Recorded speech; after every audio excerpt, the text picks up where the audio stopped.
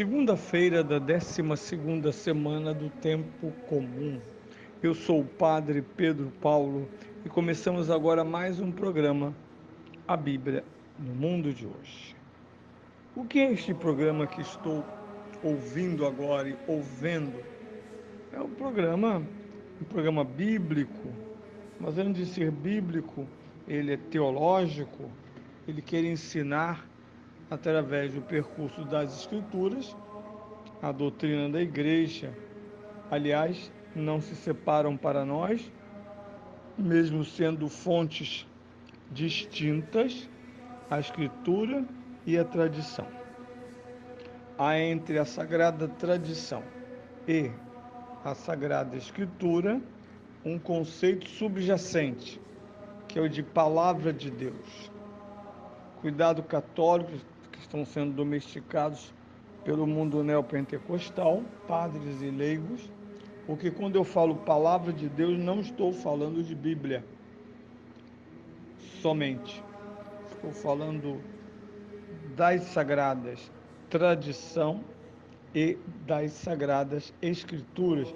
Ambas emergem de uma fonte comum e intimamente relacionadas, que é a palavra de Deus. A palavra de Deus que fala pela igreja, pela tradição, esse percurso que começa antes da Bíblia e conjuga-se fixado nas Sagradas Escrituras. A palavra de Deus está fixa nas Escrituras, nos seus 72 ou 73 livros, na ordem que aparecem, em toda a sua integridade, e esta palavra de Deus se manifesta no tradere, ou seja, na tradição guardada fielmente. A tradição, ela expande, atualiza, multiplica e é fielmente transmitida através do magistério da igreja, magistério vivo e autêntico, que por sua vez, a cada século da igreja, permanece de modo ampliado a compreensão que o Espírito Santo concede à igreja ao longo do seu caminho. É nesse sentido que nós, todos os domingos, não só ouvimos a Sagrada Escritura, que é uma forma da palavra de Deus, né? E ouvimos também pela boca do sacerdote a tradição. Nós sacerdotes não somos pastores, repetidores e explicadores de versículos, mas falamos da Escritura, a esclarecemos, a pontuamos, a proclamamos a partir exatamente do foco dinâmico da tradição. Se distingue padres e pastores. Pastores renegaram a tradição, porque renegaram a igreja de São Pedro, igreja apostólica, única, católica, santa. Enquanto nós, quando pregamos segundo a tradição, exposta, garantida e, se necessário, ao longo dos séculos, ampliada na sua compreensão e em novas linguagens, essa mesma e única tradição.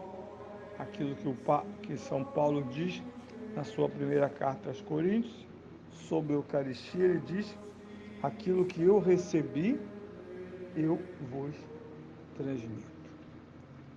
Ou, como em toda a Idade Média, quando alguém perguntava o que é tradição, os medievais respondiam: sempre e em toda parte. Isso é a sagrada tradição. Pois bem, estamos aqui de ouvidos no Evangelho de São Marcos, o Evangelho deste ano, chamado por isso também de ano B. Ao terminarmos o ano A em 2023, terminávamos o ciclo de proclamação do Evangelho de São Mateus. Em novembro do ano passado, iniciamos o ciclo de São Marcos, que durante todo o ano de 2024 nos traz a leitura, proclamação, interpretação dos 16 capítulos de São Marcos. Para em 2025, aliás, em novembro e dezembro de 2024, iniciarmos, se prosseguirá durante o ano que vem, o Evangelho de São Lucas em seus 24 capítulos. Para então recomeçar de novo em 2026 com os evangelhos, o Evangelho de São Mateus, seus 28 capítulos. Como dizia já na sexta, onde estamos nessa perícope? Primeiro, quem está na perícope? Sempre Jesus. O Evangelho não é contar a história de outros. No centro do Evangelho está a pergunta: quem é Jesus? Como devemos crer nele? Qual o seu ensinamento? Qual a sua identidade? E de que maneira ele é nosso Salvador? Junto ao Cristo, sempre seus discípulos, a quem ele interpela ou simplesmente estão presentes como ouvintes principais da sua pregação. Principais da sua pregação. Por isso Jesus é que os carrega consigo. Akolutheu é o verbo grego que diz seguir.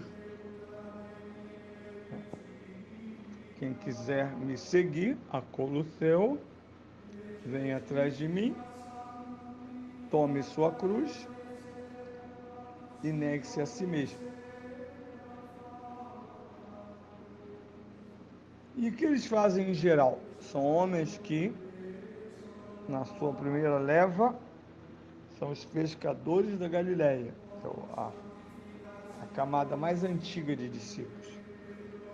São Pedro, Santo André, São Tiago e São João.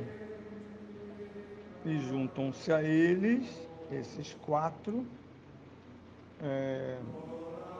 8 outros discípulos, para formar os 12, que constituem a alma da igreja. E há um contato permanente de catequese de Jesus sobre uma multidão que o segue. O segue porque quer ouvi-lo e se tornarem sábios, já que agora a lei não é mais a de Moisés, a lei é Jesus de Nazaré, ele é a nova e perpétua lei. Segundo, porque quem se aproxima de Jesus se aproxima das graças que constituem o mosaico da nossa salvação. Ainda mais quando cercada esta pregação de exorcismos e milagres. Exatamente esse conjunto potente de milagre e exorcismo fazem da sua pregação um forte desempenho de Jesus, que os ingleses chamam de performance. Jesus tem um desempenho, por isso os seus contemporâneos dizem que ele age, prega com autoridade. Mas mais interessante no Evangelho é notar como Jesus age, pensa, reage diante da sua missão, diante das reações dos judeus, diante das reações dos discípulos. E eu disse já há 2 semanas que uma característica do anúncio em São Marcos é exatamente podemos observar Jesus, suas expressões, suas reações, o que ele pensa, para além de uma mera descrição da sua presença ou ação. Bem, continuaremos amanhã a falar do núcleo deste evangelho em torno da tempestade.